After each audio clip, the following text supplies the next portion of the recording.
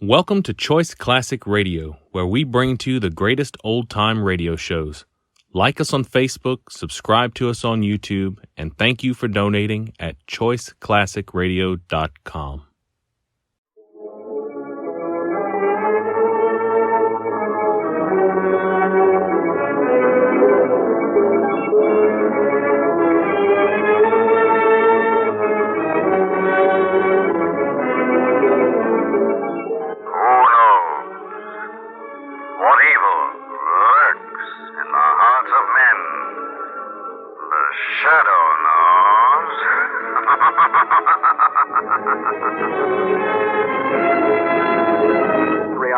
Lamont Cranston, wealthy young man about town.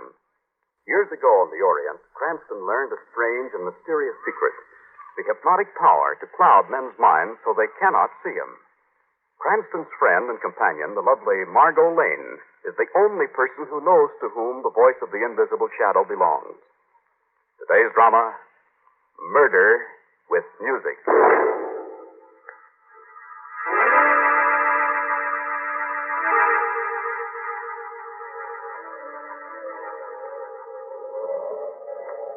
Just standing there staring at me. Why don't you say something?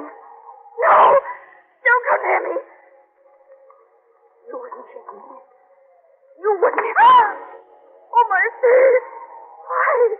Why are you... Stop! Stop, for the love of heaven, don't hit me. Oh, no. Please. No. Stay away from me. Stay away. No!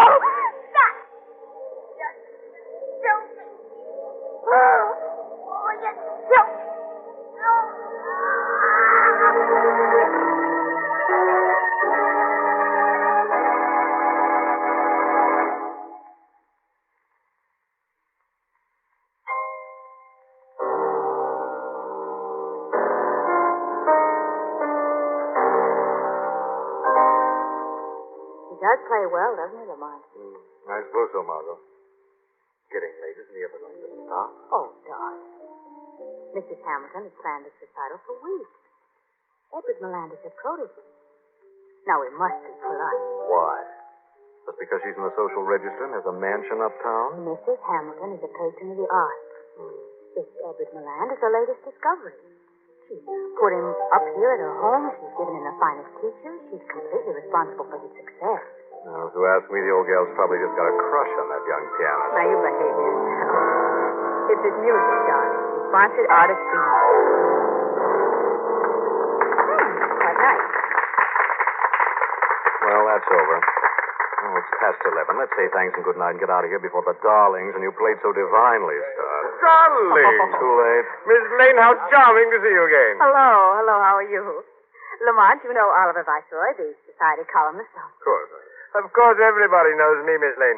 Harriet's got a real find in Edward Milland, don't you think? Trying to make him a big star. He's quite young, isn't he? The aesthetic type, you know.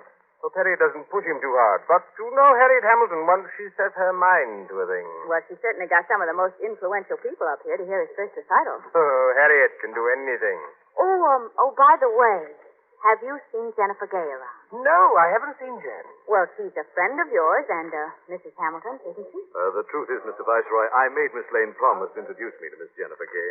I was anxious to meet the famous actress. No, I don't think you're likely to see her here tonight. Well, Tata, I must make the round. Oh, that old fluff. The day I see him without that silly blue cornflower boutonniere, I give him a big red apple. Now, Right? Lamont, stop it. That's a trademark. You know, best man in town. Let's get out of here, Margot. Oh, you played so divinely. Spoiled again. Didn't he play divinely, Miss Lane, Mr. Cranston? Yes, he certainly did. This is my protege, Edward Milland. How do you do? How do you do, How Mr. do you do? Milland? We did enjoy your playing very much. Thank you. Really, Harriet, I'd like to be excused, if I may. Oh, just a few more introductions, Edward. Recitals upset Edward dreadfully. It's the first time he's played before so many well-known people. Oh, by the way, Mrs. Hamilton, is Jennifer Gay around? I'd like to meet her. I've enjoyed her plays so much. Jennifer Gay? No, she's not around, Mr. Cranston. As a matter of fact, she wasn't invited. She won't be here tonight. What's that? sounds like someone rapping on the French door. There is someone standing outside there. It's a girl. And there's something wrong with her. Look. Harriet, look. She's falling against the glass. What is it? Stand aside, everybody. Oh, Lamont, she's bleeding terribly. Jennifer! Keep away from Mr. Viceroy. No, let me help her. Jennifer, my darling. Harriet, it is Jennifer. Oh, don't look, Edward. Lamont, we've got to do something to help her. It's too late, Margot. She's dead. What? Been brutally beaten. I'm afraid this is murder.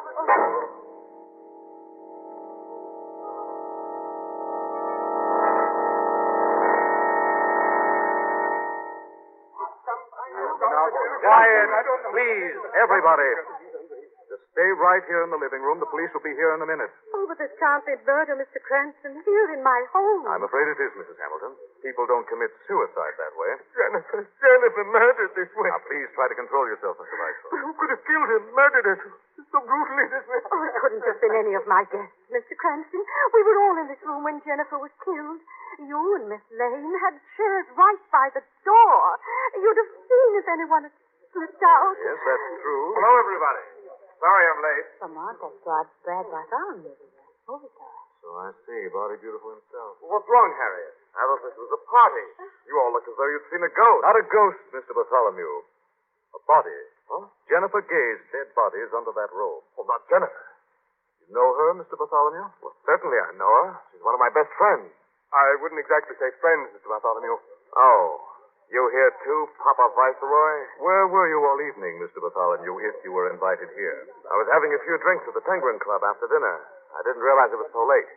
Oh, I see. Oh, Mr. Cranston, can't my guests leave now? We were all in this room at the time. Yes, please, Mr. Cranston. I'm afraid that will have to be for the police to say. They should be here any minute now. Mr. Bartholomew, would you step over here a minute? Well, yes, of course. It's been a terrible thing, hasn't it? Yes, it certainly has. Particularly since you were such a good friend of Jennifer Gay. Well, actually, I just met Jen since I came east. We were really only acquaintances. I see. You know, I've admired those strong, silent roles you play in the movies, Mr. Bartholomew. They really give you some rugged parts to play. Well, thanks, Cranston. Yes, I really have to keep in trim for pictures. Of course. You say you were at the Penguin Club all evening? Yes, I was. Say, are you trying to pump me, Cranston? I've heard you're mixed up in some kind of amateur criminology. Not at all. Well, don't then. When the police get here, they can check my alibi. I was at the Penguin Club all evening. Mr. Jenkins, the owner, will verify that. He's a close friend of mine. I imagine he is. Well, thanks, Mr. Bartholomew. It was nice having the opportunity to get to know you better.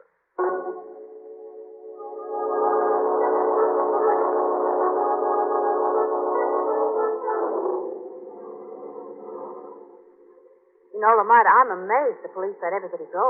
Well, they really have nothing to hold them on yet, Margot. Of course, they're all well-known names. Yeah, it's true. How did you make out with the Greek guard, Brad Bartholomew? You two seem to be having quite a chat. So far, Bartholomew seems to be the only suspect with the strength to commit that brutal murder, and also the motive. Motive? Jealousy, darling. According to the society columns, he and Jennifer were having a pretty hectic romance. Yes, but how could Brad have done it? He was supposed to be at the Penguin Club all evening. Yes, I know. When Brad left this evening, I happened to notice him pick up a pair of men's gloves from the hall table. Well, darling, they were probably his own. I'm sure they were. I also noticed that those same gloves were on the hall table when we first came in. Oh, you think he was there before the recital? Attacked Jennifer in the garden, say, and then made a grand entrance to establish his alibi. Alibi that might have been framed. Though I know, darling, the police checked with the Penguin Club before we left. But by Bartholomew's own admission, he is a close friend of Mr. Jenkins, the owner of the club. I think the Shadow had better pay a little call on Mr. Jenkins and double-check that airtight alibi.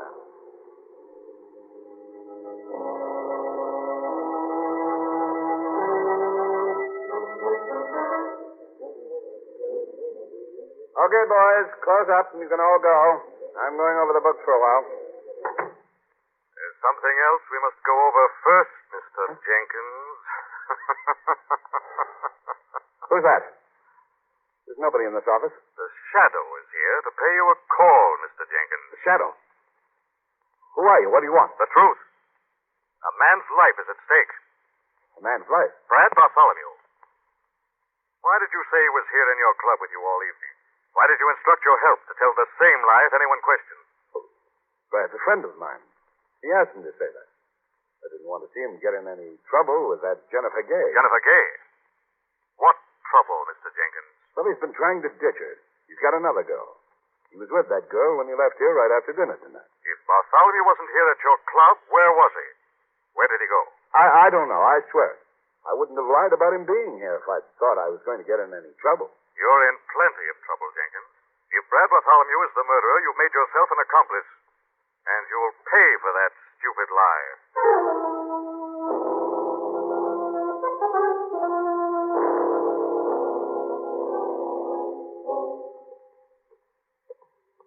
Really, Lamont, you're going to get into trouble sometime. Barging into Mr. Bartholomew's hotel suite at 3 in the morning. His valet told you he wasn't in. Well, I wanted to make sure. Can't believe anybody when you're on the trail of a killer, Margot. I believe Jenkins. I've never found out what I know now. Do you really think Bartholomew's the killer? Well, it looks now as if Brad Bartholomew deliberately faked an alibi so he could kill Jennifer. Well, it is odd, isn't it? Bartholomew's valet said he hadn't seen him since he went down to the hotel storage room to open up one of his trunks. Funny time of night for that sort of thing. Unless he was getting some clothes out for a quick getaway. Margot, we're going to slip down into the basement into that storage room. Oh, darling, if he is down there and he is the killer, our lives won't be worth 2 cents. We'll have to take that chance, darling. Come on.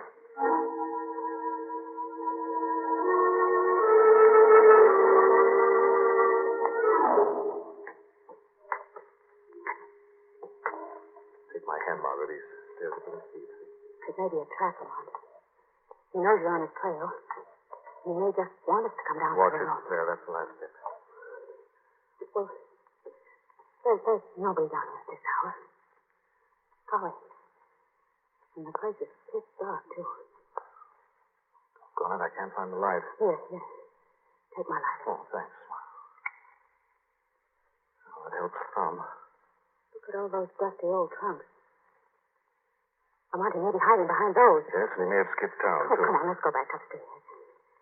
You know how strong the killer must be. He could beat us like he beat Jennifer. He could snap our necks the way he killed her and get... Keep behind me and quiet. What was that? Sounded like something moved over there. Look. Look at that trunk. It's got Bartholomew's name on it. Trunk's right up against this closet door. Yeah, I'll pull it away and see if it's locked. Wait, I'll...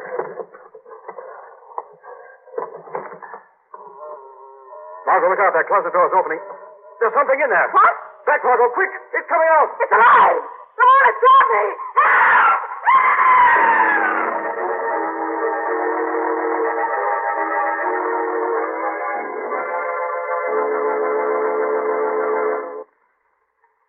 Well, here it is, winter again.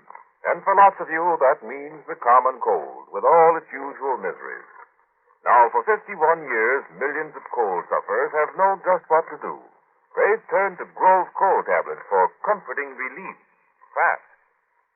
Maybe you didn't know that Grove cold tablets get right down inside and work internally to give relief from all these usual miseries of a cold at once. Relief number 1, help reduce fever.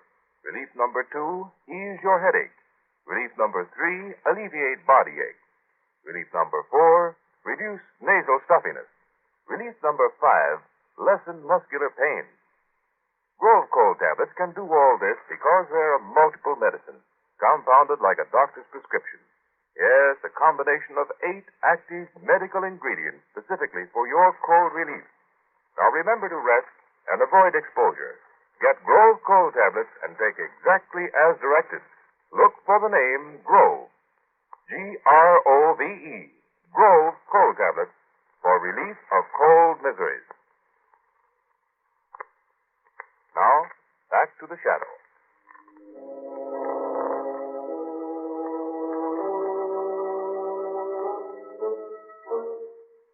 Lamont Cranston and Margot Lane, on the trail of a brutal killer, stumbled on something hidden in the closet of a hotel basement storage room. What was it, Lamont? What was it that grabbed me? Corpse, Margot. Oh, Tell again soon you push that trunk away from the closet door. isn't it dead body? Brad Bartholomew's body, Margot. What? He Neck broken, the head nearly yanked off. Oh, Lamont, Brad Bartholomew killed the same way Jennifer Gay was killed this afternoon by someone with the strength of a giant. Oh, it's horrible, Lamont. I want to get out of Wait. here. What? Something on his coat, Margot. Few tiny petals of blue cornflower. Oliver Viceroy. He must have seen Bartholomew tonight. But how could Viceroy have killed Bartholomew this way? Viceroy is not a young man and certainly not the strong, virile type. Maybe Viceroy didn't kill him. He could have hired some thug, brought him along to do his killing for him. Why? Revenge for Jennifer's death. Viceroy's always been in love with her. You mean you think Bartholomew killed Jennifer this evening and then Viceroy had him killed for revenge? What more perfect revenge could he have than to see Bartholomew die in the same brutal way he'd used to kill Jennifer? Let's go, Margot. You're going to Oliver Viceroy? Alone. Right now. As the shadow.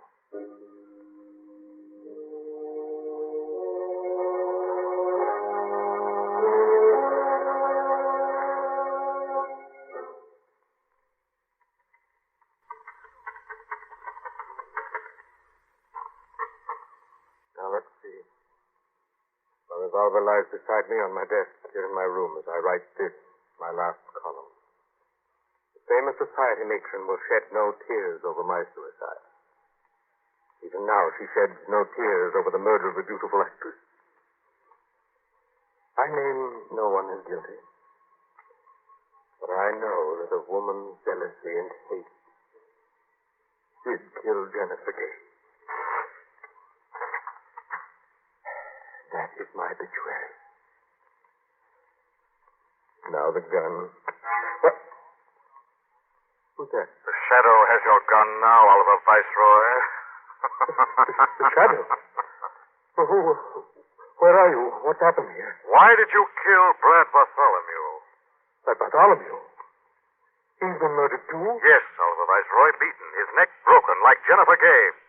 You hired someone to kill him. No, I didn't. I swear I didn't. Then why were petals from your boutonniere found on the lapel of his coat? Petals? My blue flower? It's a trick. Someone deliberately planted them there. You wanted Brad killed for revenge. You believed he killed Jennifer. No. I know that he didn't. Brad didn't kill Jennifer, but I know who did. Yes? Who? Harriet Hamilton. She hated Jennifer because Jennifer was trying to steal Edward Milland, her protege, from her. You have proof? I have this letter.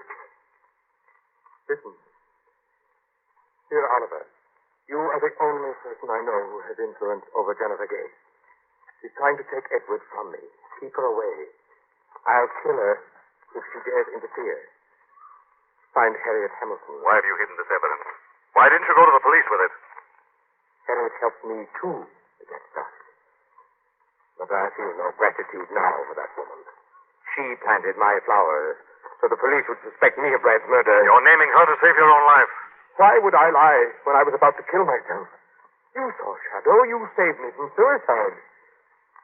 Well, there's a reason for living now. To see her hang. I'll take that letter, Viceroy. The Shadow has all the information he needs now. You can rest assured that the real murderer will be brought to justice.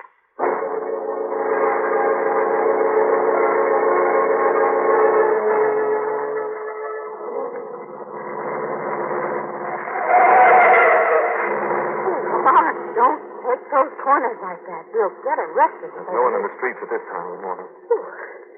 Would you think Harriet Hamilton might try to get away? She must know that Bartholomew's disappearance can't go undiscovered very long. But if she did kill Jennifer, why would she also kill Bartholomew? Because she had to. If Brad was at her house before the recital, he probably witnessed the murder. I can't see how a woman like Harriet Hamilton could be a vicious, cruel killer. Well, we'll know that when we get there, Margot, if we're not too late.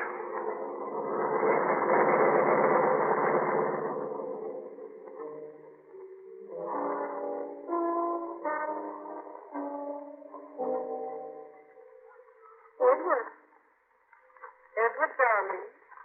Yes, Harriet? Sitting alone in this dark room playing by the light of a candle. If someone heard you at this hour, they might think it very odd. I'm too nervous to sleep, Harriet. I've got to think about it. You've got nothing to be nervous about, Edward. Nothing. What's the what happened here in this house this evening, you can say that. Stop playing, Edward. Playing's the only thing that helps me now. You heard me, Edward. Stop playing. Stop it, I said! That's better, Edward. Harriet, sometimes you act so strange. You're not frightened of me, are you, Edward? Why, I'm the one who gives you strength. I'll make you great. I know, Harriet. I've always taken care of you. I'm very fond of you, Edward. I couldn't get along without you. You've given me everything. But this tonight, this awful thing, Jennifer and Brad. What if the police find out? Edward. They're dead, aren't they? Edward. They're dead. You struck me. Acting like an hysterical child. Sounded like someone coming up the drive. There's a car just drove up. One of the neighbors? At 4:30 in the morning. No, Harriet. It's the police. Oh, no, they couldn't have found out. Tell them the truth, Harriet. Tell them everything. Listen to me, Edward. I've made plans for this. They're running away. No, they catch us. I've the leads for you already packed and one for me, too. I've hidden them in the second floor room in the garage above the car. Harriet, I'm afraid. Together we'll manage. Come with me now. I can't, Harriet. I'm afraid. You can. You must, Edward. Let me go. No. Out the servant's entrance to the garage. Quick. You're coming with me.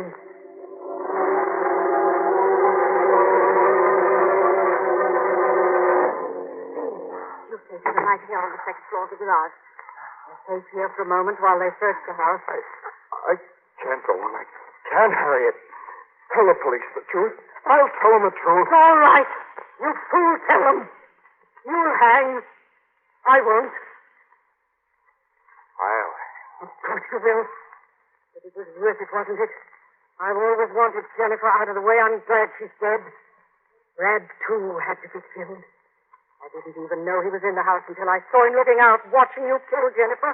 You wanted them killed. I'll hang. Jennifer was after you for herself.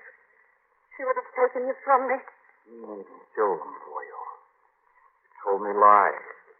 Jennifer was laughing at us. You made me hate her until I killed her in a blind rage. Yes, but no one would suspect you, Edward. You're so weak and so dependent. No one would dream of the great strength that lies in those two hands of yours. Yes, my two strong hands I exercised and developed to make beautiful music. You urged me on so they'd bring pain and death. You made me kill for your own selfish purpose. Listen.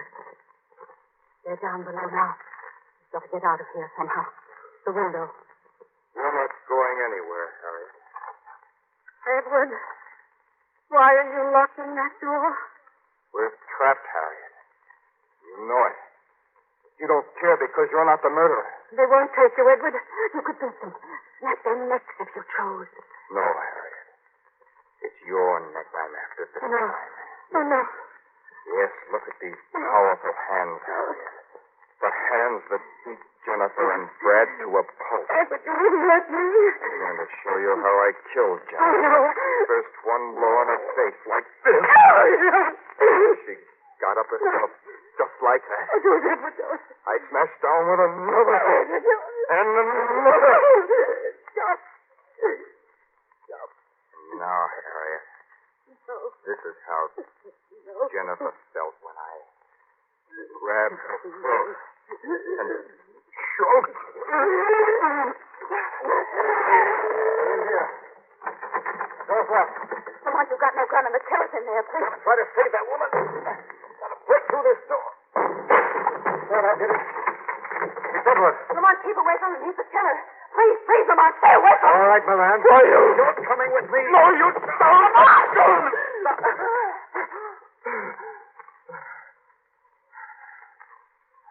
I've got him. Phone the police, Margot.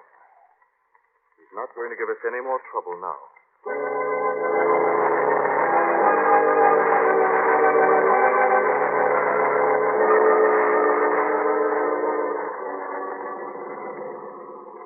Well, they've got Edward Moran locked up. He confessed everything, Margot. So he did kill Jennifer and Brad. Yes. But Harriet Hamilton was the mind and force behind those murders, Margot. She told him she could never be happy or help him with his career as long as Jennifer lived. And she persuaded him to kill Bartholomew to cover that murder? Yes. Jennifer came out early before the recital. Edward killed her in a fit of rage and left her for dead. But she managed to revive long enough to crash through those French doors. Then Bartholomew must have followed Jennifer out and witnessed the murder. That's why his gloves were in that room. But, darling, why didn't he go right to the police? He was afraid of being involved in a murder that might ruin his screen career. Besides, it did get rid of Jennifer for him at a most convenient time. Oh. What about Viceroy's blue cornflower petals? Mrs. Hamilton planted those on Brad's party just as Viceroy claimed she had. Well, darling, I still get weak every time I think of you facing that brutal killer. How on earth did you subdue him? I nearly didn't, Margot. I felt the terrific strength in those two hands. Then suddenly, when he looked down at Mrs. Hamilton's dead body, a strange thing happened. Strength seemed to leave him. It was as if all the power Edward Milan possessed left him the moment he realized he'd murdered Harriet Hamilton, the one person who had made him strong.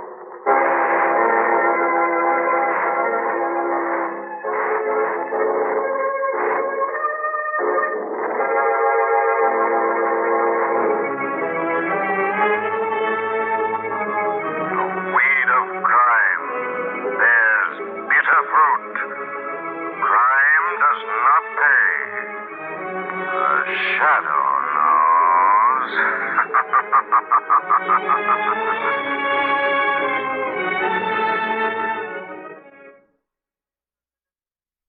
We hope you enjoyed this program from RadioClassics.com. Programs are copyright their respective owners. All rights reserved.